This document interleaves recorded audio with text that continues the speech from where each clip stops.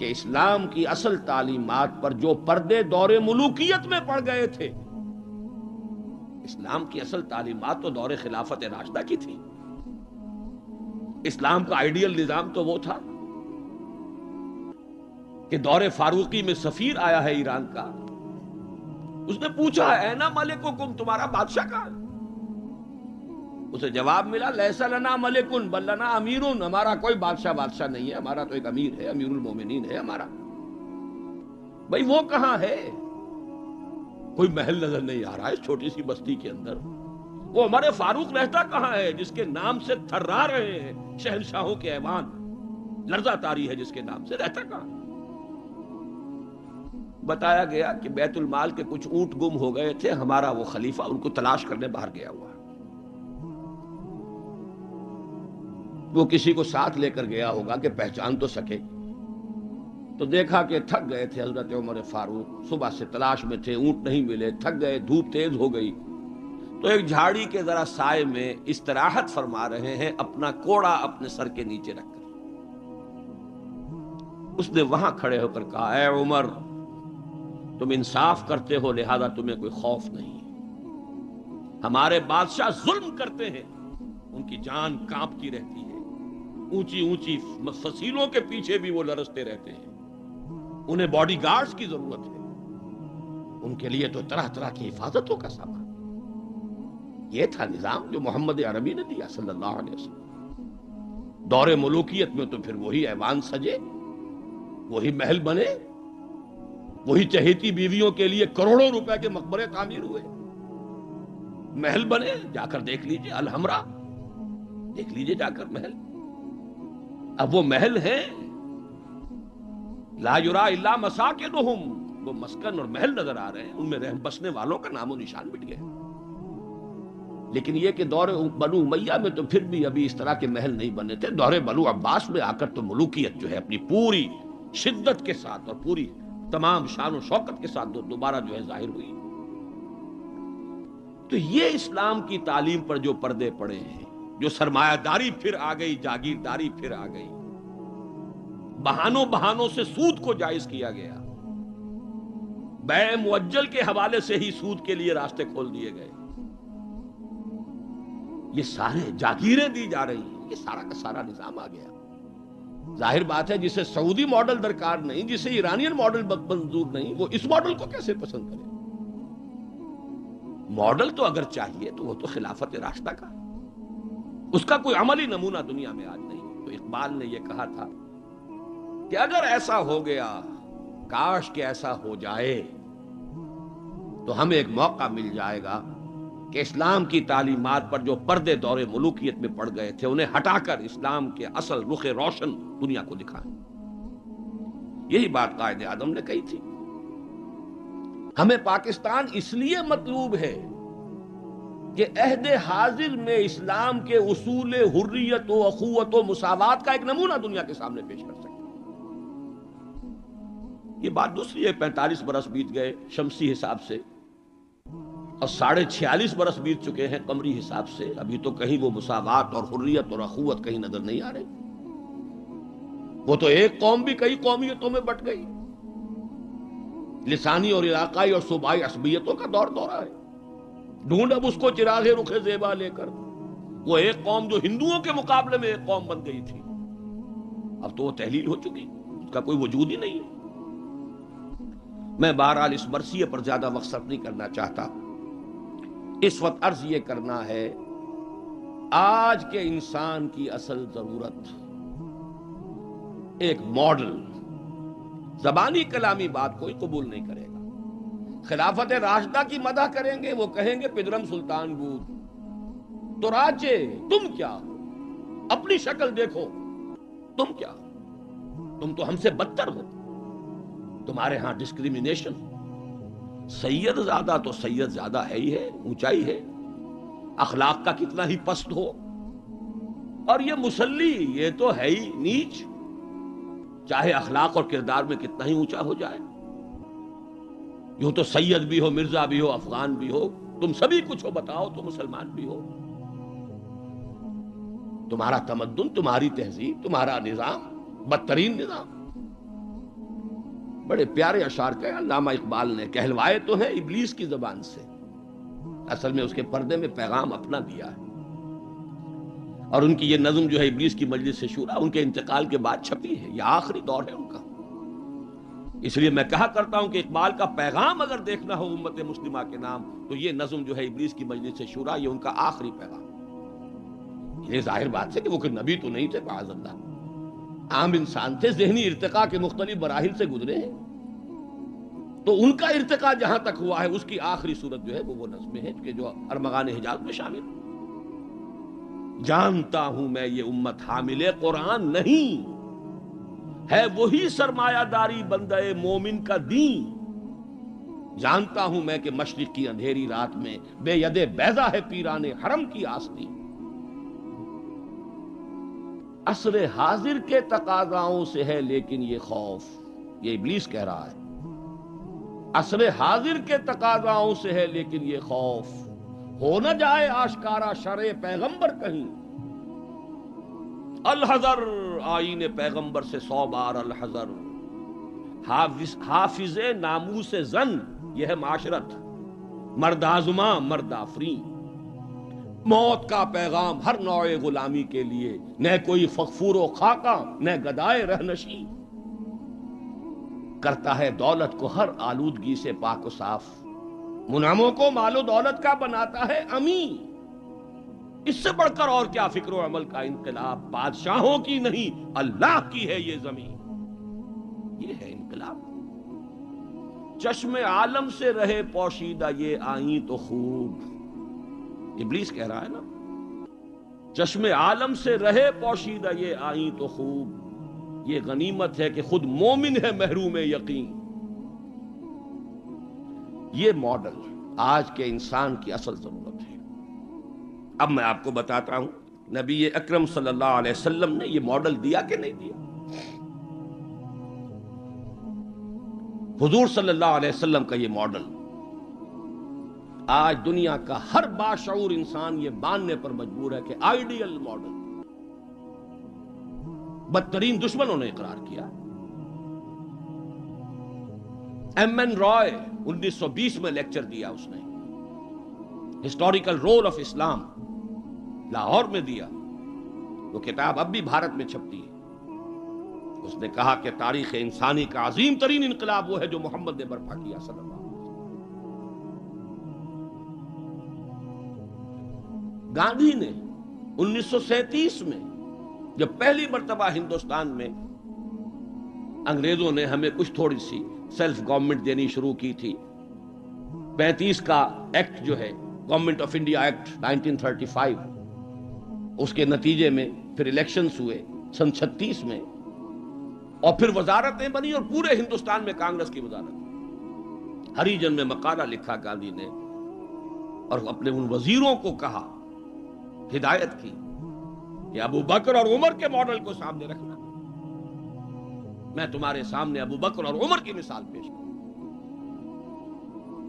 مجھے ایک واقعہ اور یاد آیا ہے، یہ تو چیز چھپی ہوئی ہے، ہریجن کا مقالہ ہے، اس کو تو کوئی شخص ویریفائی کر سکتا ہے۔ ایک واقعہ جو ہے یہ ایک روایت ہے۔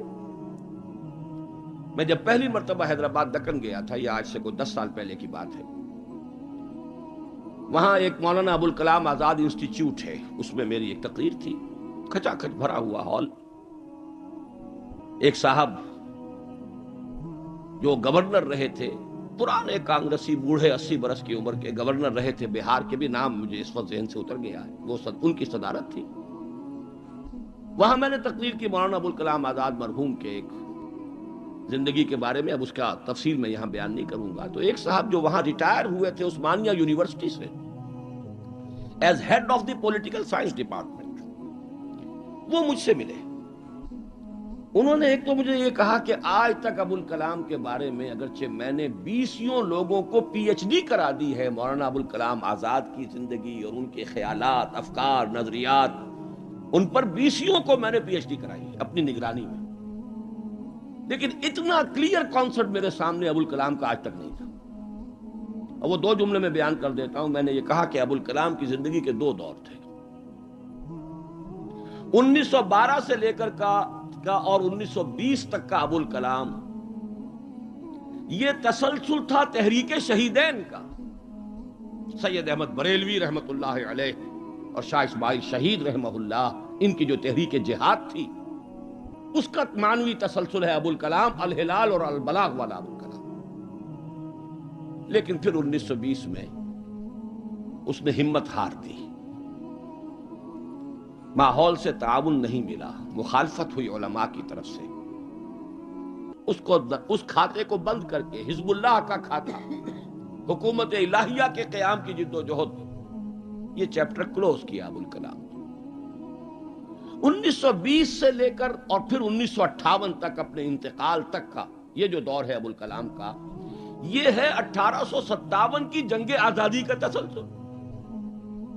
اگر آپ کے ذہن میں اپنی پچھلی صدی کی یہ دو تحریکیں ہوں، 1930 کی جو تحریک تھی، 1830 کی، 1826 سے لے کر 1831 میں پھر شہادت ہوئی ہے بالا کوٹ میں، یہ جو تحریک تھی اس کا تسلسل ہے الہلال اور البلاغ والا ابوالکلام. 1857 میں جنگ آزادی تھی، انگریز کے خلاف بغاوت، اسے غدر کہتے تھے، اب جنگ آزادی کہتے ہیں. انگریزی دور میں ہم نے جب تاریخ پڑھی تھی تو وہ غدر کے نام سے تھی. اس میں ہندو اور مسلمان دونوں شریک تھے، متحدہ جد و جہد تھی انگریز سے نجات پانے کی.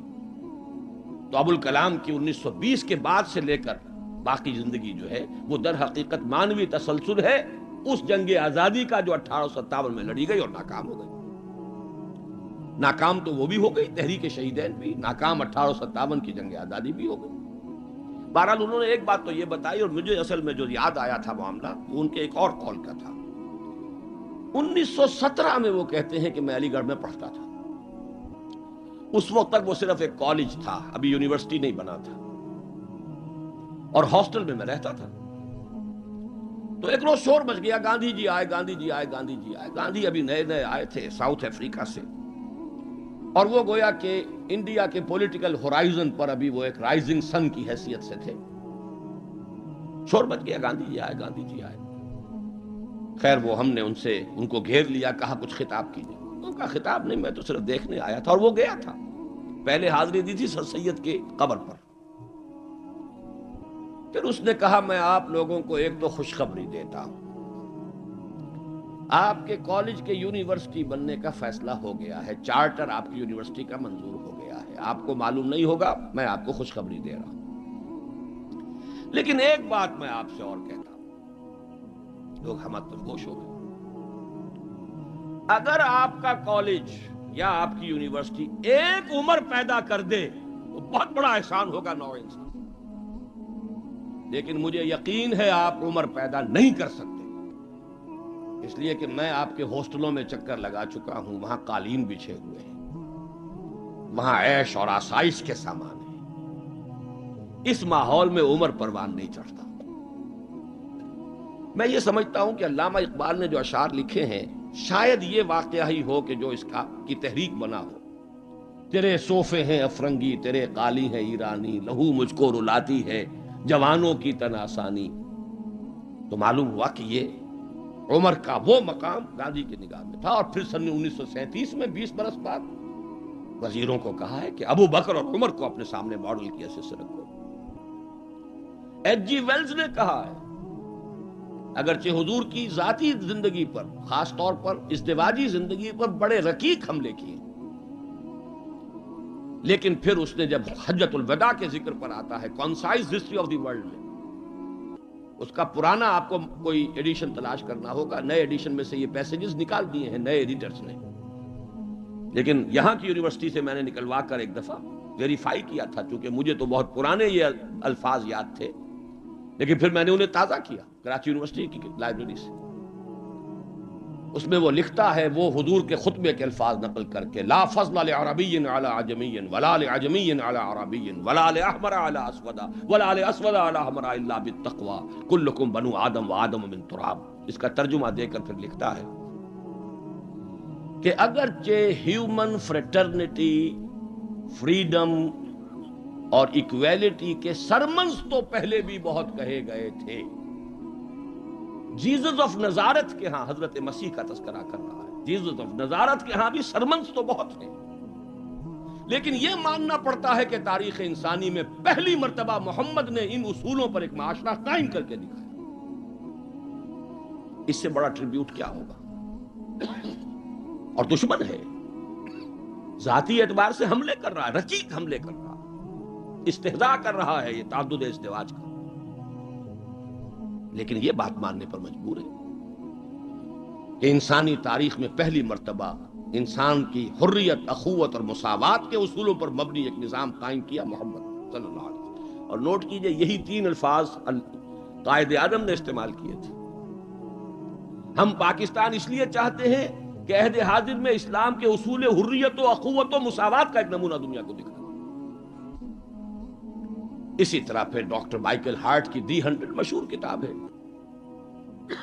بہرحال یہ ماڈل، یہ رحمت محمد الرسول اللہ صلی اللہ علیہ وسلم انسان کو عطا کر چکے ہیں، اور اپنے تو بہرحال مدح کریں گے ہی. اپنوں کی تو آنکھ محبت اور عقیدت کی آنکھ ہے، لیکن میں نے یہ گواہیاں دی ہیں اغیار کی، دشمنوں کی. اب آئیے دوسری آیت کی طرف.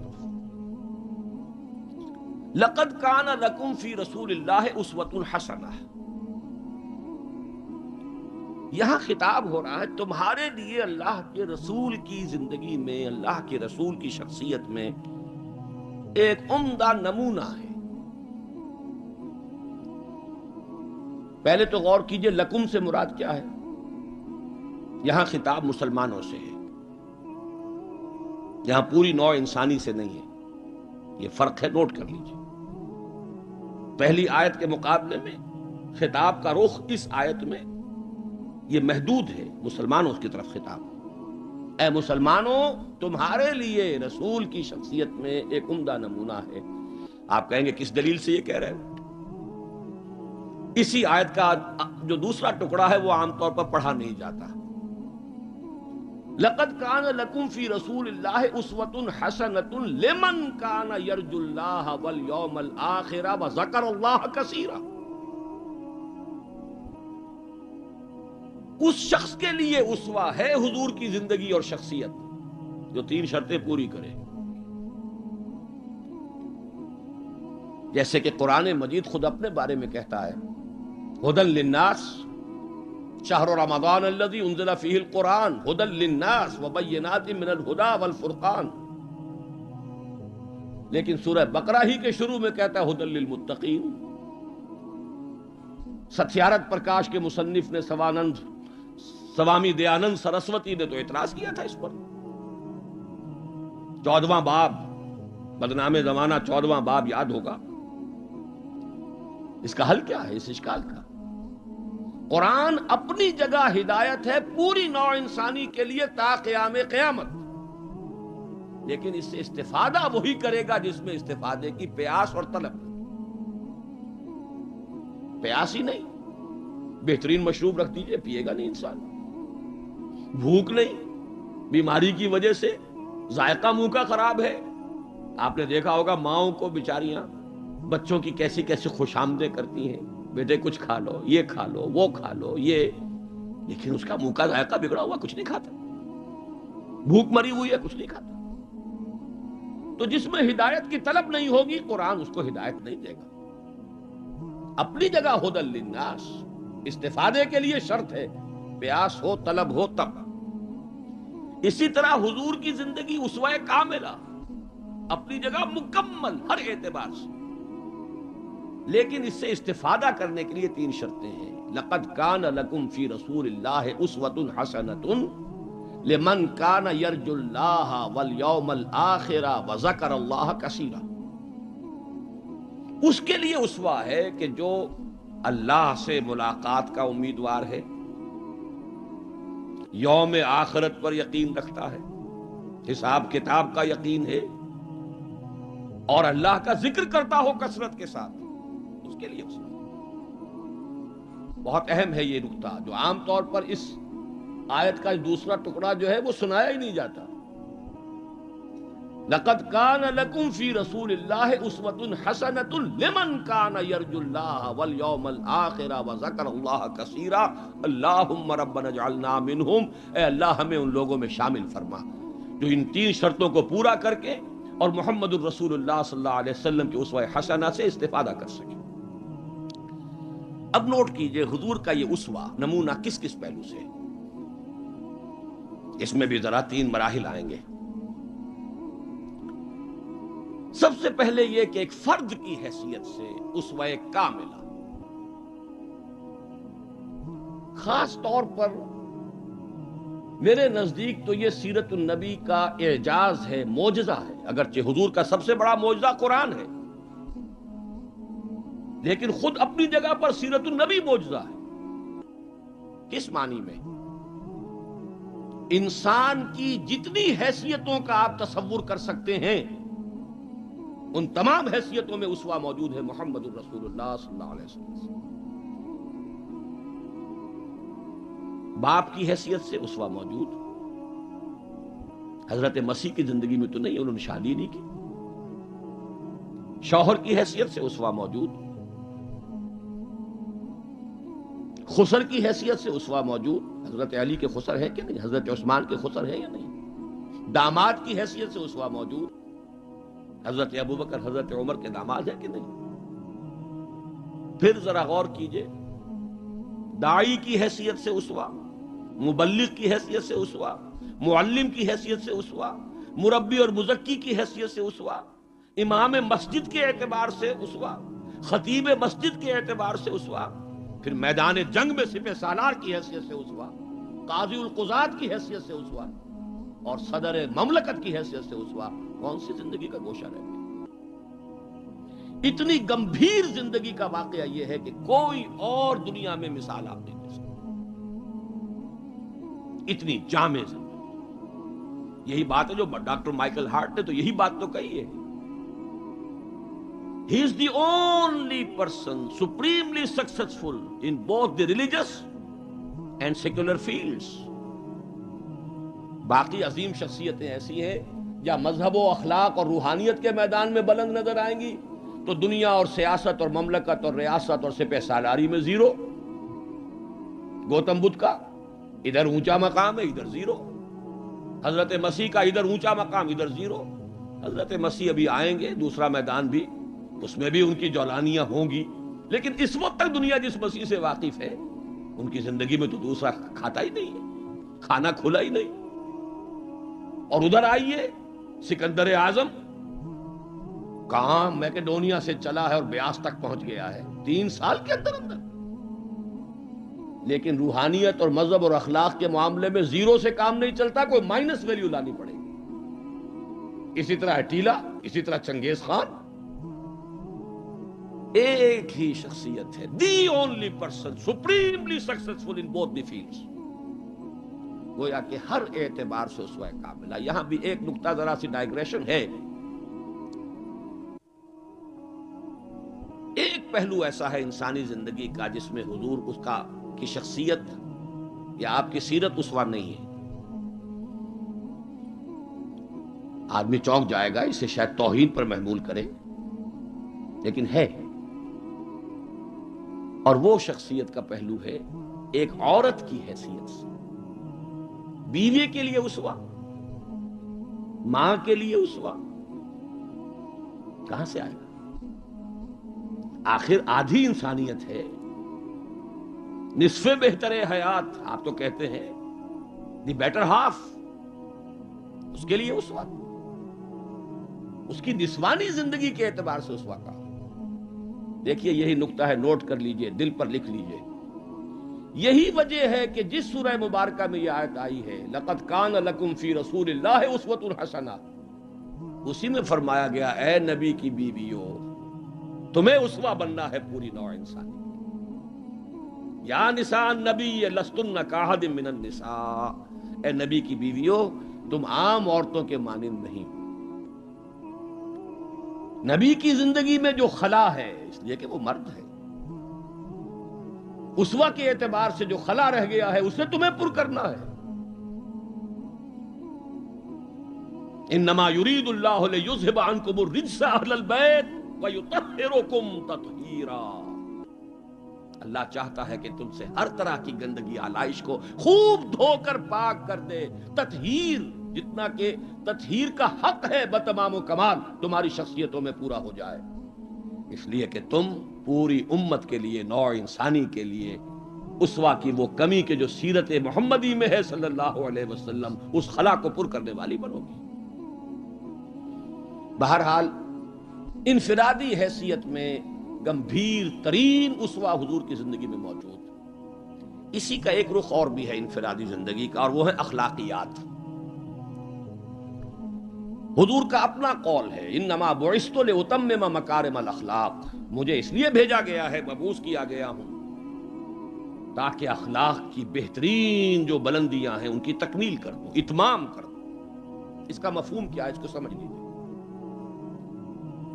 علیحدہ علیحدہ انڈیویجول ایتھیکل ویلیوز، اخلاقی قدریں مختلف انبیاء کی زندگی میں اپنے نقطۂ عروج کو پہنچ چکی تھی۔ صبر میں حضرت ایوب سے آگے کس کا مقام ہوگا؟ ان کے تو نام کا جز ہے ایوب صابر، محاورہ ہے صبر ایوب۔ تسلیم میں حضرت اسماعیل سے آگے کون جائے گا؟ جو گردن رکھ رہا ہے، ابا جان چلائیے چھری، ستجدنی انشاءاللہ من الصابرین۔ سر تسلیم خم ہے جو مزاج یار میں آئے، اس سے کوئی اونچا مقام ہوگا؟ استقامت میں حضرت نوح سے آگے کوئی جا سکتا ہے؟ 950 برس کس پر آئے؟ 950 برس۔ فَلَبِثَ فِيهِمْ أَلْفَ سَنَةٍ إِلَّا 50 عاما۔ دعوت اور تبلیغ میں استقامت سے اس سے آگے تو کوئی مقام ممکن نہیں۔ غیرت اور حمیت اور جلال دین کے لیے حضرت موسیٰ سے آگے کون جائے گا؟ زہد اور لذات دنیا سے کنارہ کشی میں حضرت مسیح اور حضرت یحییٰ سے آگے کون سا مقام؟ اب کمی کون سی تھی؟ یہ ہے بات سوچنے کی۔ پھر اتمام کس کا کیا حضور؟ یہ اتمام ہے جامعیت کا اتمام، ان تمام اقدار کو جمع کر کے ایک بہترین گلدستہ توازن، اعتدال کے ساتھ ان سب کو ایک شخصیت میں جمع کر دینا، یہ ہے وہ اتمامی اور تکمیلی شان جو محمد الرسول اللہ صلی اللہ علیہ وسلم کی ہے اس میدان میں۔ زہد بھی ہے لیکن ازواج مطہرات بھی ہے، نکاح بھی ہے۔ وہ زہد نہیں ہے کہ جو رہبانیت والا زہد ہو۔ حضرت عائشہ کی شہادت ہے کہ حضور بیٹھے ہوتے تھے ہمارے مابین اور پیار اور محبت کی باتیں ہوتی تھیں، وہ زاہد خشک کا معاملہ نہیں تھا حضور کا۔ حضور نے خود فرمایا مجھے تمہاری اس دنیا سے 3 ہی چیزیں پسند ہیں، ان میں سے ایک عورت کا ذکر کیا، کوئی حجاب نہیں، جو فطرت ہے جو اللہ نے بنائی ہے، بھرپور عائلی زندگی بسر کی ہے، اور بہت محبت کرنے والے اور محبت دینے والے شوہر تھے محمد صلی اللہ علیہ وسلم۔ لیکن جیسے ہی اذان کی آواز آتی تھی ایسے اٹھ کر چلے جاتے تھے کہ جیسے ہم سے کوئی تعلق ہی نہیں، سروکار ہی نہیں، ہم سے واقف ہی نہیں کہ ہم کون۔ یہ ہے وہ درمیان قار دریا تختہ بندم کر دئی، بازمی گوئی کے دامن تر مکن ہوشیار باش۔ اچھا دیکھیے یاد آ گیا ہے، آپ کی بھی طبیعت اس وقت جو ہے میں تو دیکھ رہا ہوں آمادگی ہے، وقت کچھ زیادہ بھی صرف ہو جائے تو کوئی حرج نہیں۔ رجم کا ایک واقعہ ہو رہا ہے حضرت مسیح کی زندگی میں، وہ میری مگدلین پڑھا ہوگا آپ نے، زانیہ تھی، جرم ثابت ہو گیا، اسے رجم کرنے کے لیے لے کے جا رہے تھے، شور مچا ہوا تھا، حضرت مسیح بھی گزر رہے تھے، کیا معاملہ ہے؟ یہ ہے، فرمایا ٹھیک ہے چلو، خود بھی چلے۔ اب جب اسے باندھ دیا گیا، اب کھڑے ہو کے فرمایا ٹھیک ہے قانون ہے رجم کا، اور یہ شریعت موسوی کا حکم ہے، رجم ہونا چاہیے، لیکن اس کو پہلا پتھر وہ مارے جس نے خود کبھی زنا نہ کیا۔ میں کہتا ہوں حیرت ناک بات ہے یہ کہ اتنی شرافت ان لوگوں میں تھی کہ ایک ایک جو ہے وہاں سے کھسکنا شروع ہو گیا، مجمع چھٹ گیا۔ یہ ایک رخ ہے زندگی کا۔ حضور کی شخصیت میں اب آپ کو 2 رخ جمع ملیں گے۔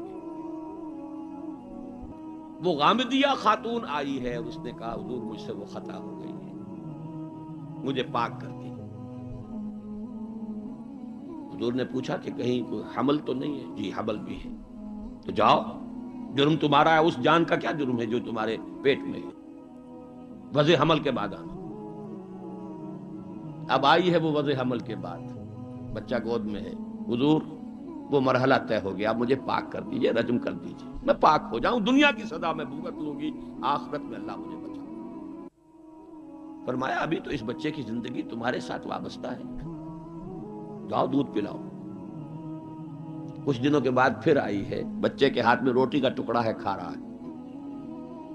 فرمایا ہاں اب ٹھیک ہے، لے جاؤ اس کو رجم کر دو، اللہ کا حکم ہے۔ لا تاخذکم رافت فی دین اللہ ولا تاخذکم بہما رافت فی دین اللہ، اللہ کا حکم ہے، کرنا ہوگا، چاہے اپنے سینے پر پتھر رکھنا پڑے، اب رجم کرنا ہوگا۔ لیکن جب رجم ہو گیا ہے اور وہ خاتون جو ہے ان کا انتقال ہو گیا، کسی کی زبان سے نکل گیا کتنی بے حیا عورت تھی، حضور نے ڈانٹ دیا، نہیں، اس عورت نے وہ توبہ کی ہے کہ اگر تمام مدینے والوں پر تقسیم کر دی جائے تو سب کی نجات کا ذریعہ بن جائے۔ یہ توازن ہے، حکم رب کا نفاذ بھی ہے، اس میں اپنی ذاتی شفقت کو آڑے نہیں آنے دینا ہے، لیکن یہ نہیں ہے کہ اس سے کوئی سوء ظن ہو۔ مریض سے دشمنی نہیں ہوتی، مرض سے دشمنی ہوتی، مریض سے تو ہمدردی ہوتی، اور اس نے تو وہ توبہ کی ہے۔ بہرحال انفرادی سطح پر میں نے ایک تو عرض کیا کہ اسوہ محمدی کی جامعیت کبریٰ، نمبر 2 اخلاقی میدان میں تکمیل، یعنی تمام جتنی اخلاقی اقدار ہیں بلند اور اعلیٰ، ان کا مجموعہ حسین گلدستہ، جس میں ہر شے اپنے اپنے مقام پر صحیح توازن اور اعتدال کے ساتھ ہے، یہ ہے خاص معاملہ محمد الرسول اللہ صلی اللہ علیہ وسلم۔ دوسرا اسوہ حضور کا وہ میں بیان کر چکا، ایک ماڈل پیش کر دیا، نوع انسانی کے لیے ایک ماڈل، وہ نظام قائم کیا، کس نے کیا؟ محمد الرسول اللہ نے کیا صلی اللہ علیہ وسلم۔ اگرچہ یہ نوٹ کر لیجئے کہ اس ماڈل کا جو اصل ہے دور، وہ ہے دور فاروقی، یہاں بھی کہیں آپ یہ نہ کہیں توہین کر رہا، دور نبوی نہیں ہے اس کا ماڈل۔ کیوں؟ حضور کی حیات طیبہ میں تو ابھی انقلابی عمل جاری تھا، ریولوشنری پروسیس تھا اپنے پورے جوبن کے اوپر، نظام قائم ہوا اور آپ کا انتقال ہو گیا، بلکہ آپ نے خود چوز کیا ہے۔ اللہم فی الرفیق الاعلی، اے اللہ بس میرا کام پورا ہو گیا، اب میں مزید یہاں رہنے کو تیار نہیں، خود خطبہ دیا آپ نے۔ بلکہ اسے اگر سوء ادب نہ سمجھا جائے تو میرے دل میں تو ایک بات ہے کہ اگر حضور کے قدموں میں اللہ نے پہنچا دیا میدان قیامت میں یا عالم آخرت میں، تو شکوہ کروں گا کہ حضور آپ نے جلدی کی۔ ابھی جو عرب ایمان لائے تھے یدخلون فی دین اللہ افواجا، ابھی ان کی کچھ اور تربیت آپ فرماتے، کچھ اور دن آپ دنیا میں قیام فرماتے۔ چوائس ہوتا ہے نبی کا، یہ تو حضور کی حدیث ہے۔ انبیاء کا معاملہ خاص ہے کہ جب وقت آ جاتا ہے اس وقت انہیں چوائس دے دیا جاتا ہے، ابھی مزید رہنا چاہتے ہیں تو رہیے، اور اگر واپس آنا چاہتے ہیں تو ٹھیک ہے، آپ کا وہ وقت جو ہے وہ ہو چکا۔ اسی پر تو حضور نے فرمایا تھا مرض وفات میں جب ذرا سا وقفہ ہوا ہے اور افاقہ ہوا ہے، حضرت ابوبکر نماز پڑھا رہے تھے مسجد نبوی میں، اور حضور پھر اپنے اس افاقے کی وجہ سے حضرت علی اور حضرت عباس رضی اللہ تعالی عنہما کے کندھوں پر اپنا ایک ایک ہاتھ دست مبارک رکھ کر مسجد میں تشریف لائے ہیں۔ حضرت ابوبکر ہٹنے لگے پیچھے، جب آپ امامت فرمایا آپ نے اشارے سے کہا نہیں تم امامت کرو، حضرت ابوبکر کے پہلو میں بیٹھ گئے، کھڑے نہیں رہ سکے۔ اب آپ نماز پڑھ رہے تھے، حضرت ابوبکر آپ کی اقتدا کر رہے تھے، اور باقی پوری جماعت حضرت ابوبکر کی اقتدا کر رہی ہے۔ یہ خاص نماز ہے، یہ ایک ہی نماز ہے بس جو اس رنگ میں پڑھی گئی۔ اس نماز کے بعد آپ نے خطبہ دیا۔ اللہ نے اپنے ایک بندے کو یہ اختیار دیا ہے، چاہے وہ دنیا میں رہے اور چاہے وہ واپس آ جائے، بندے نے اللہ کی طرف لوٹنے کو قبول کر لیا. حضرت ابو بکر رو پڑے. باقی صحابہ نہیں سمجھے کہ یہ تو ایک خاص بات کہی جا رہی ہے، کسی اور کی حکایت ہے، کیا ہے. حضرت ابو بکر رو پڑے، سمجھ گئے کہ معاملہ کیا ہے. اب آپ نے فیصلہ کر لیا ہے مراجعہ. بہرحال میں یہ عرض کر رہا تھا کہ حضور کی حیات طیبہ بہت گمبھیر انقلابی عمل ہے جو اس کے اندر چھایا ہوا ہے. اس میں پھر ابھی اس نظام کی برکات جو ہیں وہ نمایاں نہیں ہے، موجود ہیں، نمایاں نہیں ہے. اسی طرح حضرت ابوبکر کے کل 2.25 سال، اور وہ بھی جس انقلاب کی تکمیل حضور نے کر دی تھی، اس کے خلاف جو کاؤنٹر ریولوشنری موومنٹس اٹھی ہیں ان کو کرب کرنے میں سارا وقت صرف ہو گیا. مسیلمہ کذاب اٹھ کھڑا ہوا ہے، فلاں جو ہے یہ نبیہ بن کر دعوے دار بن کر کھڑی ہو گئی ہے، اس نبی اور نبیہ کا نکاح بھی ہو گیا ہے. ایک طوفان. منکرین زکوٰۃ کھڑے ہو گئے ہیں. اور شاید آپ نے کبھی نوٹ نہ کیا ہو، نوٹ کر لیجئے، یہ سورت تو آپ پڑھتے ہی ہیں، اذا جاء نصر اللہ والفتح ورأیت الناس يدخلون فی دین اللہ افواجا. لیکن یہ کہ اس کی ایک برعکس تصویر بھی ہے، وہ دیکھ لیجئے کہ حضور کے انتقال کے بعد وہ جو فوج در فوج آئے تھے، فوج در فوج نکل بھی گئے تھے. یخرجون من دین اللہ افواجا. اور دارالاسلام جو ہے وہ صرف مدینے تک محدود ہو کر رہ گیا تھا. حضرت ابو بکر کی فضیلت جو ہے در حقیقت اسی سے ظاہر ہوتی ہے. with an iron fist and with an iron will، جس طرح آپ نے مقابلہ کیا ہے اور کرش کر دیا ہے ان تمام جو بھی قوتیں اٹھی. حضرت عمر تک گھبرا رہے ہیں، مشورہ دے رہے ہیں کہ دیکھیے ایک دم 3 محاذ نہ کھول لیجئے، حالات بڑے خراب ہیں، بڑے نازک ہیں. آپ نہ تو جیش اسامہ کو روک رہے ہیں، ٹھیک ہے آپ کا کہنا ہے کہ جس لشکر کا علم جو ہے حضور نے عطا کر دیا ہو، میں کیسے اس لشکر کو روکوں. پھر آپ مدعیان نبوت کے خلاف بھی لشکر بھیج رہے ہیں، وہ بھی سمجھ میں آتا ہے، وہ تو کافر ہو گئے، مرتد ہو گئے، لازماً ان کے خلاف تو جہاد کرنا ہے. لیکن کم سے کم ان زکوٰۃ کا انکار کرنے والوں کے معاملے میں سوچئے، نرمی کیجئے، تیسرا محاذ نہ کھولیے. انہوں نے نہ کسی نئے نبی کی دعوت کو قبول کیا ہے، نہ وہ ابھی نماز کا انکار کر رہے ہیں، بلکہ زکوٰۃ بھی یہ نہیں کہتے کہ ہم نہیں دیں گے، صرف یہ کہتے ہیں کہ ہم حکومت کو نہیں دیں گے. تو تھوڑی سی نرمی کیجئے. حضرت عمر کو ڈانٹ ملائی ہے حضرت ابو بکر نے. اے عمر، تم دور جاہلیت میں تو بڑے سخت تھے اور بڑے ہمت والے تھے، اسلام میں آ کر کمزور ہو گئے. اور پھر وہ تاریخی الفاظ کہے ہیں، ایبدل الدین وانا حی، کیا دین کے اندر ترمیم ہوگی جبکہ میں ابھی زندہ ہوں؟ میری زندگی میں دین میں ترمیم نہیں ہو سکتی. خدا کی قسم اگر کسی اور نے میرے ساتھ نہ دیا، تنہا جاؤں گا اور ان مانعین زکوٰۃ سے جہاد کروں گا. یہ آئرن ول اور آئرن فسٹ ابو بکر، رقیق القلب نحیف الجثہ انسان. لہذا اس 2.25 سال میں بھی اصل جو برکات ہیں ان کا ظہور نہیں ہو پا رہا.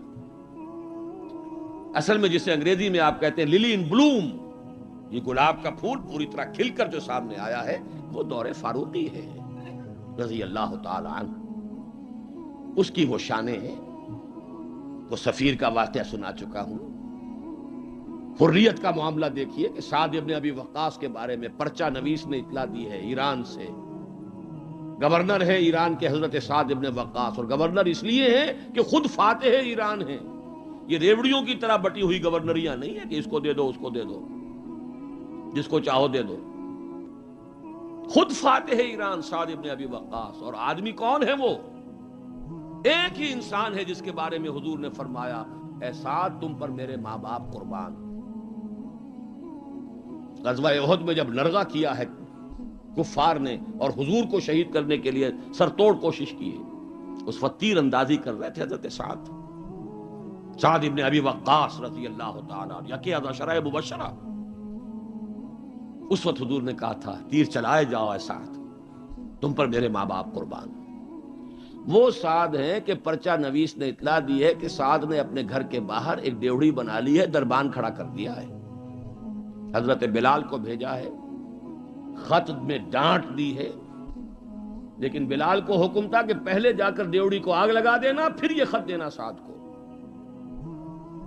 نے آگ لگائی ہے، پھر جا کر یہ خط دیا ہے. خط میں لکھا ہے سعد، لوگوں کو ان کی ماں نے آزاد جنا تھا، تم نے انہیں اپنا غلام کب سے بنا دیا. حریت کا اس سے اونچا تصور کوئی ہوگا؟ ایک عورت ٹوک رہی ہے، عمر جی محمد عورت تھی، یہ کیا تم نے حکم نافذ کیا ہے کہ مہر اس سے زیادہ نہیں ہوگا؟ ہمارے جس حق پر اللہ نے کوئی حد نہیں لگائی، تم کون ہوتے ہو حد لگانے والے؟ قرآن کی آیت ہے، بات ہے تم احداہن قنطارا، تم نے اگر اپنی کسی بیوی کو ڈھیروں دیا ہو سونا تب بھی واپس نہیں لے سکتے. جب قرآن نے ڈھیروں سونے تک کی اجازت دی ہے، تم کون ہوتے ہو اس کے اندر ترمیم کرنے والے؟ عمر وہیں کہتے ہیں آج ایک بڑھیا نے عمر کو دین سکھایا اور آرڈیننس واپس. حریت، احتساب، تنقید، مساوات، اگر یہ کچھ چڑیاؤں کے نام ہیں، ہمارے لیے تو یہ چڑیاں ہیں، ان کا ہے، صرف شکلیں ہیں، نام ہیں، حقیقت کہیں نہیں. ان تمام چیزوں کی بتمام و کمال حقیقت دیکھنی ہو تو حضرت فاروق کا دور ہے. بیت المقدس کا سفر کر رہے ہیں اور ایک اونٹ تقریباً 700 میل کا سفر ہے، کوئی نجی سفر نہیں ہے، کوئی انٹوریج نہیں ہے، کوئی 250-300-400 آدمی ساتھ نہیں ہے، کوئی پورا بوئنگ 747 نہیں لے جایا گیا عمرے کے لیے. ایک اونٹ، ایک خادم، اسی اونٹ پر راشن بھی ہے، لہذا بیک وقت 2 آدمی نہیں بیٹھ سکتے، ایک ہی آدمی سواری کر سکتا. ایک منزل میں خلیفہ وقت اوپر بیٹھے ہیں اور خادم نکیل پکڑ کر آگے چل رہا ہے، اگلی منزل میں خادم اوپر بیٹھا ہے اور خلیفہ وقت نکیل پکڑ کر چل رہا ہے. اور آخری وقت میں باری اتفاقاً آ گئی خادم کی، اس نے ہاتھ جوڑ دیا کہ خدا کے لیے لوگ کیا کہیں گے، میرے سر ہو جائیں گے. فرمایا نہیں، الدور دورک، نہیں، باری تمہاری. اور اس محاذ پر تھے کون کمانڈر؟ ابو عبیدہ بن الجراح رضی اللہ تعالی عنہ، امین هذه الامہ. جب غلغلہ ہوا، آ گئے عمر، آ گئے عمر، آ گئے، تشریف لے آئے. اب وہ آئے ہیں استقبال کے لیے، دیکھا کپڑے سخت میلے، ننگے پاؤں، درمیان میں کہیں کیچڑ آیا تھا، پیدل چل کے آ رہے تھے تو جوتے بھی ہاتھ میں لے لیے تھے. کہا یہ آپ کیا کر رہے ہیں، اپنا حلیہ کوئی درست کیجئے، یہ بڑا متمدن ملک ہے، بڑے مہذب لوگ ہیں یہ شام کے لوگ، کیا کہیں گے. ڈانٹ پلائی ہے حضرت ابو عبیدہ کو بھی. نحن قوم اعزنا اللہ بالاسلام، اے ابو عبیدہ کیا ہو گیا ہے تمہیں، ہم وہ لوگ ہیں کہ ہمیں جو عزت اللہ نے دی ہے وہ اسلام سے دی ہے، کپڑوں سے نہیں دی. واقعہ یہ ہے کہ یہ ہے وہ heights by great men reached and kept. یہ مثالیں ہیں، یہ آئیڈیل ہے، یہ اسوہ ہے، اور اس میں کمال عمر کا نہیں ہے، کمال محمد الرسول اللہ کا ہے صلی اللہ علیہ وسلم. درخت اپنے پھل سے پہچانا جاتا ہے، عمر تو درخت کا پھل ہے، ابو بکر اس درخت کے پھل ہیں، صحابہ کرام اس شجرہ طیبہ کے برگ و بار ہیں. اسوہ تو محمد کا ہے صلی اللہ علیہ وسلم. لیکن اب آگے آئیے، اسوے کی تیسرا حصہ ہے اسوہ کا، اور یہ نوٹ کر لیجئے جس مقام پر یہ آیت وارد ہوئی ہے سورہ احزاب میں. پہلے تو میں نے آپ کو بتایا سورہ احزاب ہی میں وہ آیت بھی ہے جس میں اسوہ خواتین کے لیے حضور کے ازواج مطہرات. لیکن یہ آیت کہاں آئی ہے پرٹیکولرلی؟ وہ ہے غزوہ احزاب، جنگ کا مرحلہ. یہ جنگ کس لیے لڑی جا رہی تھی؟ غلبہ دین کے لیے، لِیُظْهِرَهُ عَلَى الدِّینِ كُلِّهِ. چھاپڑا صاحب سے آپ نے وہ سورہ صف کی آیات سن لی ہیں، کاش کہ وہ ایک آیت اور شامل کر دیتے اس سے پہلے، اس لیے کہ اس وقت کا جو دنیا کا نقشہ ہے وہ اس آیت میں. یریدون لیطفئوا نور اللہ بافواہہم، یہ چاہتے ہیں کہ اللہ کے نور کو، اللہ کے اس نور کو اپنی منہ کی پھونکوں سے بجھا دیں. واللہ متم نورہ ولو کرہ الکافرون، اور اللہ تو اپنے نور کا اتمام فرما کر رہے گا چاہے کافروں کو کتنا ہی ناگوار ہو. هو الذی ارسل رسولہ بالہدی ودین الحق لیظہرہ علی الدین کلہ ولو کرہ المشرکون. اس کا ترجمہ آپ سن چکے ہیں. وہی ہے اللہ جس نے بھیجا اپنے رسول کو الہدا اور دین حق دے کر تاکہ غالب کریں اس کے کل کے کل دین پر، پورے کے پورے نظام زندگی پر، تمام کے تمام نظاموں پر، دینوں پر، چاہے مشرکوں کو کتنا ہی ناگوار ہو. اسی کے لیے جہاد کی پکار ہے.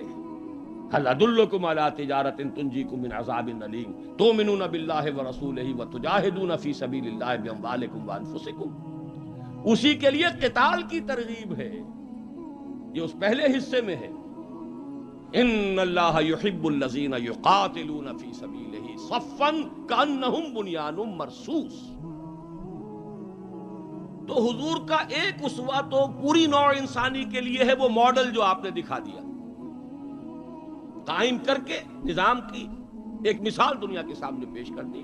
یہ ممکن ہے، قائم ہو سکتا ہے، یہ کہانی نہیں ہے، یہ تو تاریخ کا نصف النہار ہے. 5000 برس قدیم بات ہوتی تو کہتے پتہ نہیں ڈھکوسلا ہے، ہوا بھی ہے کہ نہیں ہوا. یہ تو عین ہسٹوریکل ایرا ہے، تاریخی حقائق ہیں، پوری دنیا مان رہی ہے. روز روشن نصف النہار پر سورج تاریخ کا ہے، جبکہ محمد الرسول اللہ صلی اللہ علیہ وسلم نے یہ ماڈل پیش کیا، جس کا کہ اقرار اور اعتراف دشمن کر رہے ہیں. تو وہ اسوہ تو ہے پوری نوع انسانی کے لیے. میں نے آپ کو نوٹ کرایا تھا لقد کان لکم. وہ اسوہ جو اس امت کے لیے ہے وہ کون سا اسوہ ہے؟ وہ اسوہ ہے وہ طریقہ کار جس سے کہ آپ نے وہ انقلاب برپا کیا. کیسے قائم کیا؟ منہج کیا تھا؟ منہاج کیا تھا؟ طریقہ کار کیا تھا؟ پہلے کیا کیا تھا؟ پھر کیا کیا تھا؟ اگلا قدم اٹھایا تو کیوں اٹھایا؟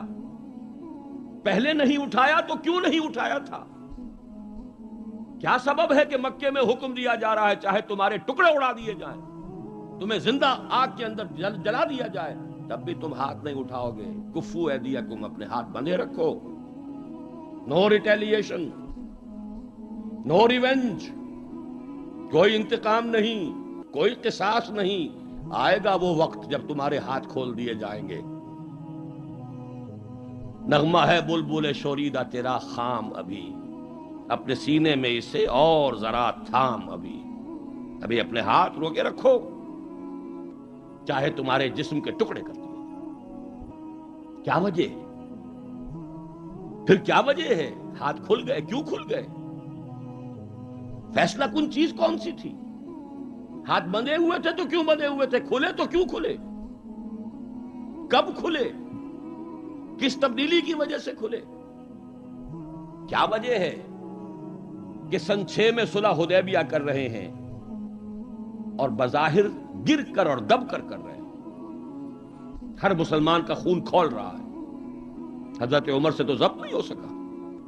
ساری عمر پچھتاتے رہے کہ میں نے گستاخی کا معاملہ کیا تھا.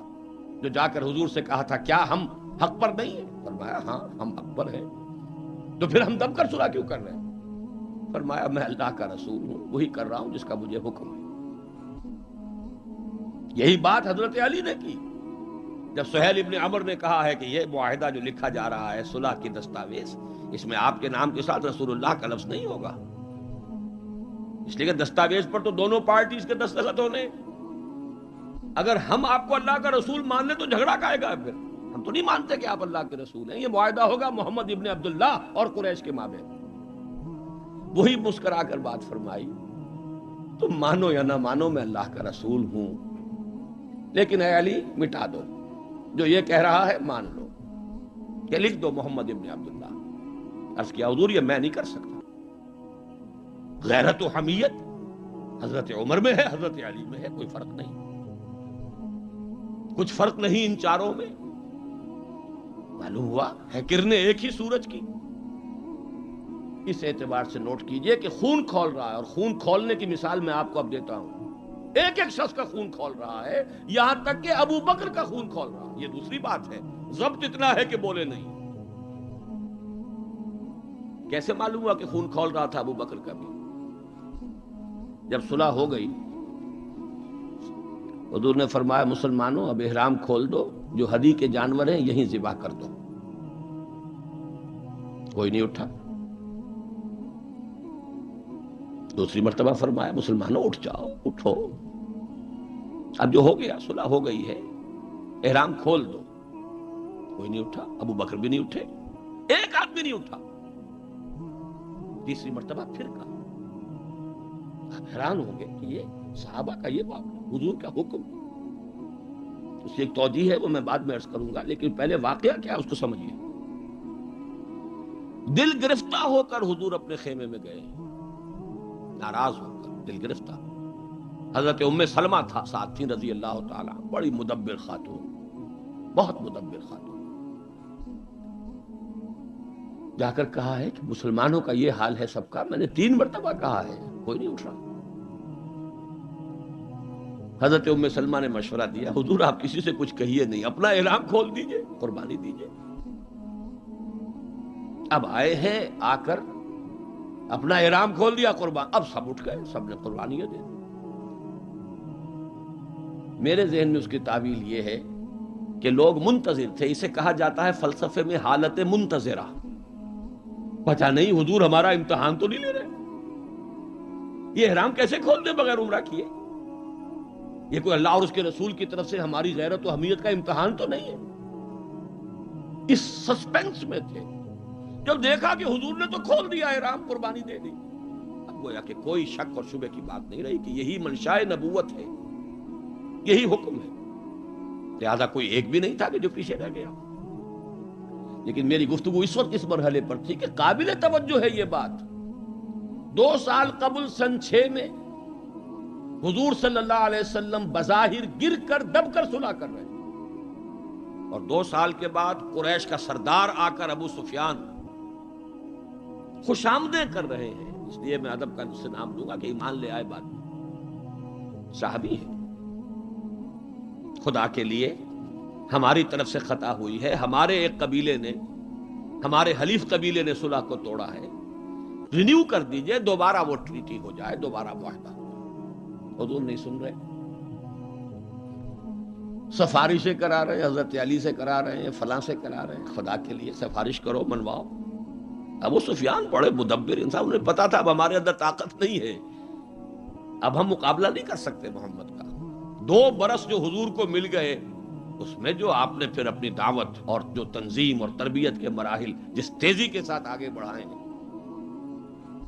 خیبر فتح کر لیا، اتنی بڑی فتح، صلح حدیبیہ کے فوراً بعد، جب اندرون ملک عرب کوئی اندیشہ نہیں رہا، سیدھے آپ نے تیر کی طرح رخ کیا خیبر کا، اور وہ گڑھ اور قلعہ جو ہے یہود کا، اس کو پاش پاش کر دیا۔